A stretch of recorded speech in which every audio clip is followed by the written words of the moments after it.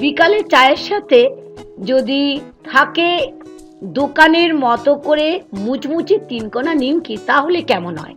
হ্যাঁ বন্ধুরা, আজ আমরা শিখে নেব খুব কম উপকরণ দিয়ে ভীষণই একটা লোভনীয় সন্ধেবেলার আদা দিয়ে চায়ের সাথে তিনকোনা নিমকি।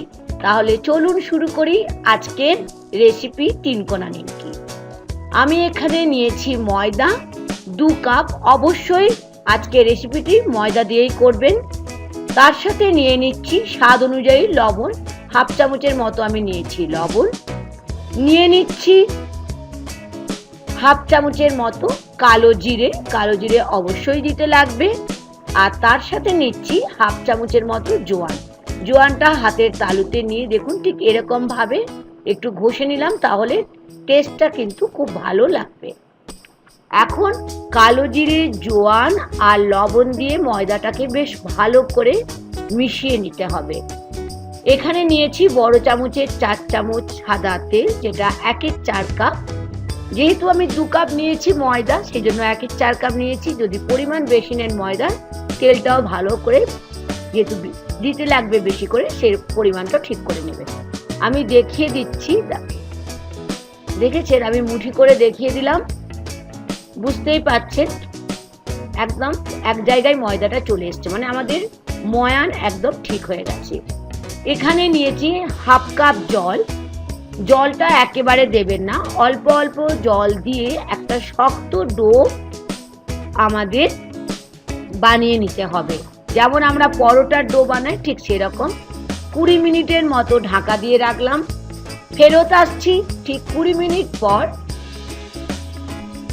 এখন যেটা করতে হবে, ময়দাটাকে হাতে করে আর একটু আমাদের ভালো করে মেখে নিতে হবে।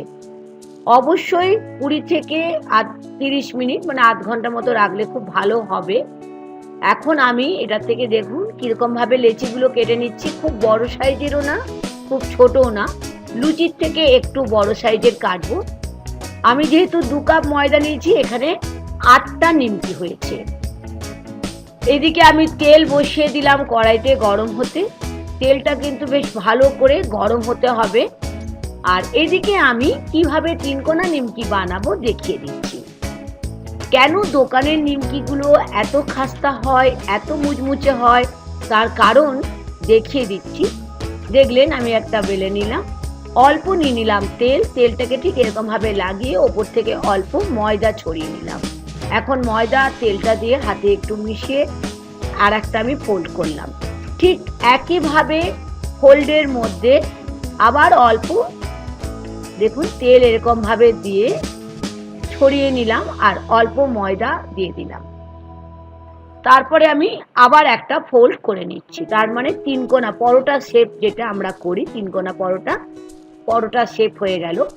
এই ময়দা তেল অবশ্যই প্রত্যেকটা ভাঁজে দেবেন। আর এখন যেটা করছি, একটা ফোক নিয়েছি, দেখুন ঠিক এরকম ভাবে আমি গর্ত করে দিচ্ছি। তার কারণ আমরা কিন্তু নিমকি বানাচ্ছি, লুচি নয়, যাতে এটা না ফোলে। এরকম ভাবে বাকি নিমকি গুলো ঠিক দেখে নিন, এরকম ভাবেই বানিয়ে নিচ্ছি। ময়দা আর তেল কিন্তু প্রত্যেকটা পাটেই দিতে হবে, তাহলে খাস্তা মুচমুচে দোকানের মতো নিমকি হবে। এখন তো নিমকি বানানো হয়ে গেছে। এবার আমি চলে এলাম গ্যাস ওভেনের পাশে। তেলটা কতটা গরম হয়েছে আমি হাত দিয়ে দেখে নিলাম। আপনারা ইচ্ছে হলে অল্প ময়দা দিয়ে একটা ছোট গোলা দিয়েও দেখতে পারেন। এখন দেখেই বুঝতে পারছেন তেল কিন্তু একদম রেডি হয়ে গেছে। একটা নিমকি দিয়ে দিলাম। যখন আমি নিমকিগুলো দেব তখন লো ফ্লেম করব। নিমকি দেওয়ার পরে এটাকে মিডিয়াম ফ্লেমে রেখে একটা পিঠ ভেজে নিতে হবে। আর একটা পিঠ হয়ে গেলে ঠিক এরকম ভাবে উল্টে নিলাম। ব্রাউন কালার হয়ে গেলে নিমকিগুলো আমি প্লেটের মধ্যে রাখবো। আর নিয়েছি একটা টিস্যু পেপার, যেখানে নিমকিগুলো রাখছি, তাহলে এক্সট্রা যে তেলটা থাকবে সেটা টিস্যু পেপারে শোক হয়ে যাবে। ঠিক এরকম ভাবে প্রত্যেকটা নিমকি গরম তেলের মধ্যে দুটো পিঠ একদম সুন্দর ব্রাউন কালার করে ভেজে নেব। অবশ্যই টেম্পারেচারটা তেলে ঠিক রাখতে হবে। তার কারণ হচ্ছে আমাদের নিমকিতে যেন সুন্দর মুচমুচে ভাজা হয়, পুড়ে না যায়। আর যদি ফ্লেম বাড়ানো হয় তাহলে কাঁচা থাকবে আর পুড়ে যাওয়ার সম্ভাবনা থাকবে। দেখেই বুঝতে পারছেন প্রত্যেকটা ফোল্ড কিন্তু দেখেই বুঝতে পারছেন আলাদা আলাদা হয়ে এসছে, মানে সেই জন্যই বলেছিলাম অল্প করে তেল আর ময়দা কিন্তু প্রত্যেকটা ফোল্ডেই দিতে হবে। তৈরি হয়ে গেল দোকানের মতো খাস্তা মুচমুচে নিমকি। বিকালে আদা দিয়ে চা করে অবশ্যই অনুরোধ থাকলো একবার খাবেন। দেখতে দেখতে লাইক আর শেয়ার করতে ভুলবেন না বন্ধুরা।